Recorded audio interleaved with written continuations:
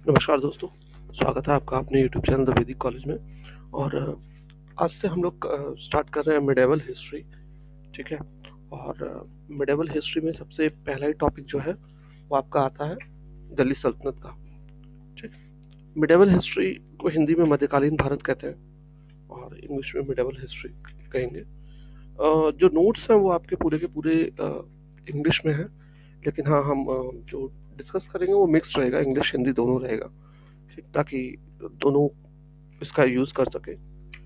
और बुक्स तो देखो यार, बहुत सारी बुक्स मार्केट में अवेलेबल है जो आप कवर कर सकते हो अपने एग्ज़ाम की तैयारी के लिए। पर one of the best books अगर मैं रिकमेंड करना चाहूँगा तो मैं कहूँगा आपको, आप लोग किरण पब्लिकेशन टाइम्स की भारतीय इतिहास। ठीक, वो बहुत ही बढ़िया किताब है और टू द टॉपिक बहुत कुछ दिया हुआ है उसमें। और अगर आप वो किताब पढ़ लेते हो तो मेरे ख्याल से और कुछ पढ़ने की ज़रूरत ही नहीं है। ठीक। तो मैं हाईली रिकमेंड करूँगा आप वो किताब लें और पढ़ें। कोई ऐसी महंगी किताब भी नहीं है, बहुत ही सस्ती किताब है। मैं कोई प्रमोशन नहीं कर रहा, एक्चुअली मैंने खुद पढ़ी हुई है वो किताब, तो मैं चाहूँगा कि आप भी हमारे एक्सपीरियंस का फ़ायदा लें और इधर उधर कहीं किताबों को भीड़ में भटकने से अच्छा है आप वो किताब पढ़ें। ठीक है। चाहे आप इंग्लिश मीडियम से हो चाहे हिंदी मीडियम से हो, आई रिकमेंड कि you go through that book. अगर आप इंग्लिश मीडियम से भी हैं तो भी आप ले लें वो किताब। चलिए, तो दिल्ली सल्तनत की बात करें तो सबसे पहले मोहम्मद गोरी आते हैं। खैर मैं मोहम्मद गोरी के बारे में इस यहाँ पे नहीं डिस्कस कर रहा। मैं डायरेक्टली स्लेव डायनेस्टी से शुरू करूँगा, जिसको गुलाम वंश भी कहते हैं। वहाँ से हम शुरू कर रहे हैं। ठीक है। तो मोहम्मद गोरी ने दिल्ली को लगभग लगभग 12th सेंचुरी के एंड में कब्जाया था। ठीक है। और उस तरीके से जब बैटल ऑफ तराइन में मोहम्मद गोरी की जीत होती है पृथ्वीराज चौहान के खिलाफ 1192 में, 1192 में, तो उसके बाद फिर कहीं ना कहीं दिल्ली सल्तनत की फाउंडेशन का रास्ता क्लियर हो गया था। अब क्यों दिल्ली सल्तनत के रास्ते का फॉर्मेशन का दिल्ली सल्तनत को बनने में इतनी आसानी क्यों हुई, उसके पीछे कुछ एक कारण थे। वो कारण अगर हम देखें तो पाएंगे कि देखो, सबसे पहले तो कोई भी सेंट्रल अथॉरिटी नहीं था इंडिया में, है ना। अगर मान लो आज के डेट में सेंट्रल गवर्नमेंट नहीं हो तो कौन देखेगा हमारी सिक्योरिटी? कोई कौन देखेगा? आर्मी को कौन कंट्रोल करेगा या स्टेट लेवल पे कौन कंट्रोल करेगा? तो एक सेंट्रल अथॉरिटी होना बहुत जरूरी होता है। हिंदूज में यूनिटी नहीं थी सबसे पहले, तो एक ये भी कारण बना। राजपूत भी, जो राजपूत राजा थे उनकी आपस में नहीं बनती थी, आपस में लड़ते रहते थे, उनमें भी यूनिटी नहीं थी। इसका भी फायदा उठा के बन गए ये। और जो मुस्लिम्स थे बाहर से आए हुए, उनमें रिलीजियस, अपने रिलीजन को लेकर के बहुत जोश था, है ना, कि हमारा ही रिलीजन बेस्ट है। तो वो भी एक उसके चक्कर में उन्होंने किया, जिसको वो जिहाद का नाम देते थे। उसलिए वो पावरफुल निकले एज कम्पेयर टू जो लोकल रूलर्स थे। ठीक। अगर आप बात करो कि इंडिया पे फर्स्ट मुस्लिम इन्वेजन किसने किया, तो वो है मोहम्मद बिन कासिम। आप याद रखना, 712 एडी में उन्होंने अटैक किया था। फर्स्ट तुर्क इन्वेजन मोहम्मद गजनी, और सेकंड तुर्क इन्वेजन मोहम्मद गौरी। ठीक। अब हम स्लेव डायनेस्टी, सबसे पहले जो सल्तनत काल में है वो आती है स्लेव डायनेस्टी। ठीक। अब ये 1206 से लेकर 1290 तक चली। 1206 1206 टू 1290 तक। ठीक। इनको स्लेव डायनेस्टी क्यों बोला जाता है? क्योंकि इसके ज्यादातर जो मेजर लीडर्स थे, कुतुबुद्दीन ऐबक, इल्तुतमिश, बलबन वगैरह, ये स्लेव्स थे और बाद में चलकर सुल्तान बने, तो इसीलिए इनको कहीं ना कहीं स्लेव डायनेस्टी ही बोला जाता है। ठीक। स्लेव डायनेस्टी का फाउंडेशन कुतुबुद्दीन ऐबक ने की थी। कुतुबुद्दीन ऐबक का राज 1206 से लेकर 1210 तक चला। ठीक। अब कुतुबुद्दीन ऐबक के बारे में बात करें तो कुतुबुद्दीन ऐबक दिल्ली का प्रथम तुर्क शासक, टर्किश रूलर आप बोल सकते हो, टर्किश रूलर।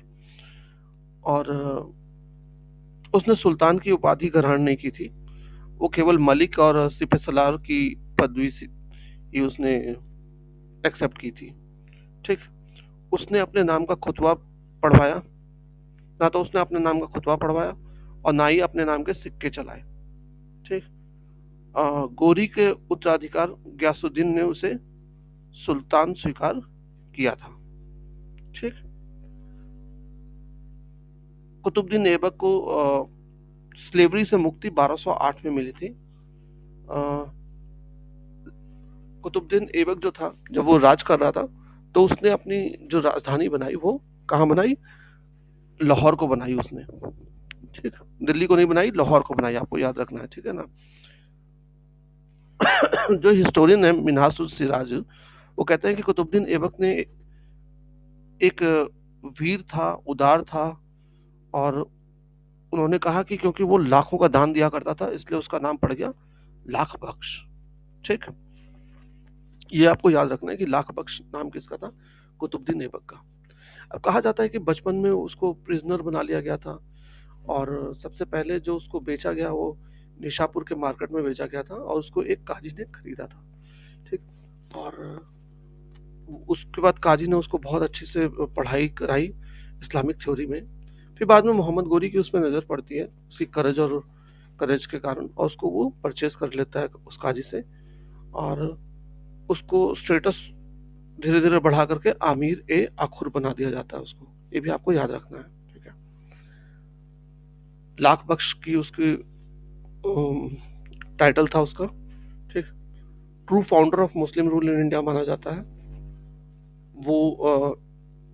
जो गौरी था उसका इंडिया में जनरल था, आर्मी का मेनली वो। और जब वो गद्दी पे बैठता है तो बहुत ज़्यादा उथल पुथल हो जाती है। ठीक है ना? हर जगह से उसके अगेंस्ट हो जाते हैं जो पैरेलल उसके जनरल्स थे, क्योंकि वो सुल्तान तो था नहीं, वो भी एक जनरल था। अब कोई जनरल अचानक गद्दी पे बैठेगा तो बाकी जनरल तो सोचेंगे ना कि हाँ भाई, ये गद्दी पे क्यों बैठ गया, ये एरिया हमारा होना चाहिए।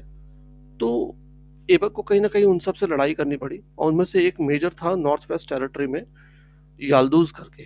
ठीक।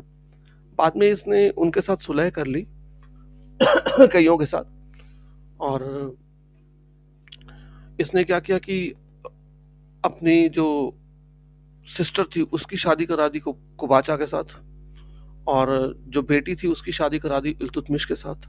तो इस तरीके से इसने कहीं ना कहीं तुर्किश जो नोबल्स थे उनको खुश करके अपने स्थिति को मजबूत किया, और धीरे धीरे करके अपना एरिया को बढ़ाना शुरू किया। अगर रिलीजियस पॉलिसी की बात करें तो ये इसने क्या किया, बहुत सारे टेम्पल्स तोड़वाए इंडिया में, खास करके मेरठ, बनारस वगैरह, कलिंजर में बहुत ज़्यादा टेम्पल्स तोड़वा के उनको मॉस्क बना दिया। खास करके बनारस में तो हजारों टेम्पल तोड़वाए गए।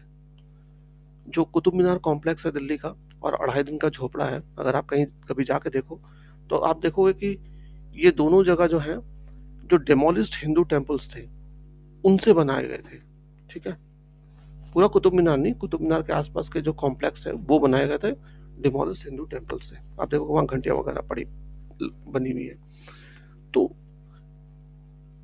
ऐबक ने इवन जो बाद में धीरे धीरे चल के ऐबक हिंदू सोल्जर्स को अपनी सेना में लेने लग जाता है, और मेरठ का जो सीज था 1192 का, उसमें हिंदू सोल्जर्स का खूब यूज किया गया।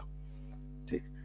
बाद में इसकी 1210 में डेथ हो जाती है पोलो खेलते हुए, और उसको लाहौर के ही एक जगह है अनारकली बाजार, वहीं पे दफना दिया गया।